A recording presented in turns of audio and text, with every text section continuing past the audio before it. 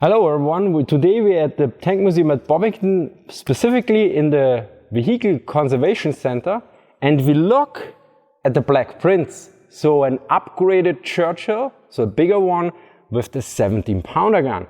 Now what is so interesting is, when I looked at German intelligence reports, it shows up, they note already in mid-March 1945, from a prisoner interrogation report, there should be Churchills coming with 17-pounder gun. Now this is particularly interesting because only 6 Black Princes were built. And the first prototype was finished in January 1945. So what is kind of interesting here, who did the Germans capture to get this information from? Because, I mean, 6 tanks is very few. And it could be that it maybe was open information at that point. But I don't know yet. Now the report also notes that the prisoner noted that a small number of these were issued to the troops and that the gun is basically the same as on the Sherman 5C, so what the British called the Sherman Firefly. So first, a short overview about the A-43 Black Prince. The Churchill infantry tank was a rather large tank, so the question is, why did it take the British so long to put a 17-pounder gun in it? After all, they had the Sherman Firefly production started already in January 1944, and they saw action in Normandy in June 1944. And the regular Churchill tanks already saw action in 1942 at Dieppe, so it was clearly not a timing issue. Now the decision to build the first Black Princes was made in May 1944, so before the Normandy landings. Now this is not a regular Churchill chassis, this was actually widened because although the Churchill is a very big tank, due to how the tracks and everything is arranged, the area for the turret ring is rather small, and this was the reason why the 17-pounder couldn't be mounted in a regular Churchill and the Black Prince had to be created. The high track run inherited from the A-20, a cancelled infantry tank design, also meant that the turret ring sat between the tracks to keep the center of gravity low, rather than above them. These factors restricted the Churchill's turret ring to only 54 inches, that's 1.35 meters, limiting the weapons the turret could mount. What were the other differences between the Black Prince and the regular Churchill, namely the Mark 7 variant? Well, obviously the Black Prince was longer, wider and heavier. It also had wider tracks.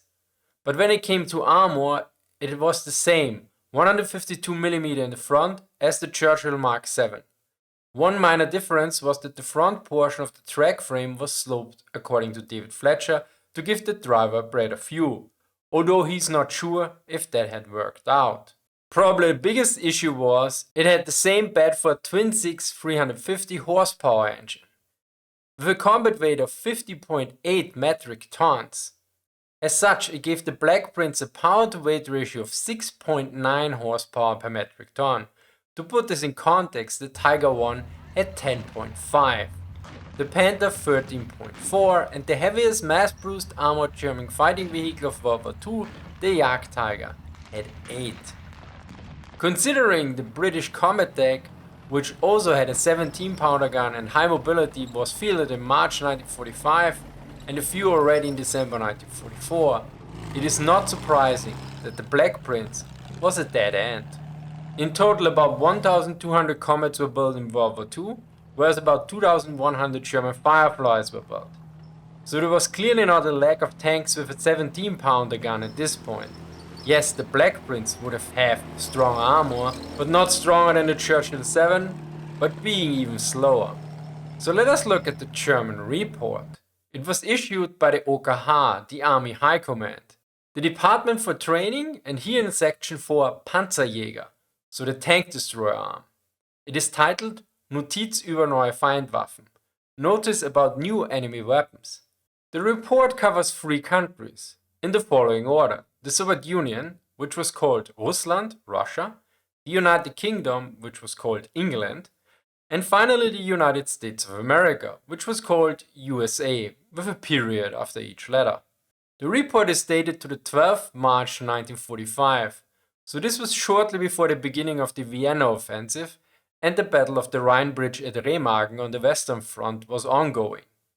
In short, Germany had already lost major territories like large parts of eastern Prussia, but also German regions to the west of the Rhine, so the situation was really bad. The Soviet part includes the BS-3 100mm anti-tank gun, the Su-100, the ISU-122, although they wrongly note that it's using the KV chassis and not the IS chassis.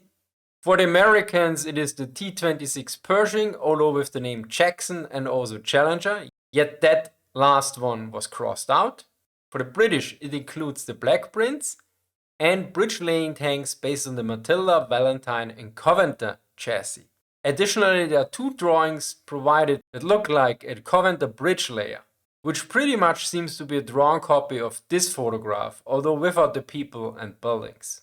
The entry about the Black Prince is as follows. The title is Infanterie-Panzerkampfwagen Churchill mit 7,62 cm KWK-57,4 17-Pfünder. Infantry tank Churchill with 7.62 cm tank cannon barrel length 57.4 17-pounder. The text notes that the Churchill is likely to be equipped with a 17-pounder with a muzzle brake, noting in parentheses that the previous armament so far was a 57mm gun with a barrel length of 45. Note, this obviously refers to the 6-pounder, the close support Churchill with the 75mm guns are not accounted for here. The second paragraph notes that according to the information by a prisoner of war that a small number of this design was given to the troops. Furthermore, it notes that the gun is already used in the Sherman 5C. Citing as reference the Handbook for the British Army, 8th edition and the page number. Remember, always cite your sources. Almost the same report was included in an overview report from 15 March 1945, so 3 days later. This report was a collection of notices about Great Britain issued by the Department Fremde Heere West, Foreign Armies East, the German Military Intelligence Department in the German Army High Command, for the Western Front. This report is rather interesting since only 6 Black Princes were built. The first one, completed in January 1945, and according to David Fletcher, appeared too late to see any action. Of course, this raises the question how the Germans got this information in the first place. 6 tanks is not a lot. Similarly, it is questionable that regular troops would really note the difference between a Black Prince and a regular Churchill. Yes, there was a size difference, but from what we know about various reports, the troops had a hard time identifying tanks correctly. As such, this was a very minor distinction. I also noticed while looking over various German reports about British tanks over the years that quite often they knew about tanks that were still in the development stage rather early. There were very few details, generally only a type like cruiser or infantry tank, the name and basic technical data were known. But the basic information appeared years before they were introduced. For me, that begs the question, where did this information come from? Was it open source information? For instance, the Germans for a long time included the US M6 Dreadnought tank in their intelligence reports. This made little sense to me until Chifton told me that the tank was used quite successfully in the United States to raise war bonds. Now the Black Prince is a bit different, since here it is noted that at least some information was from a or several prisoners of war.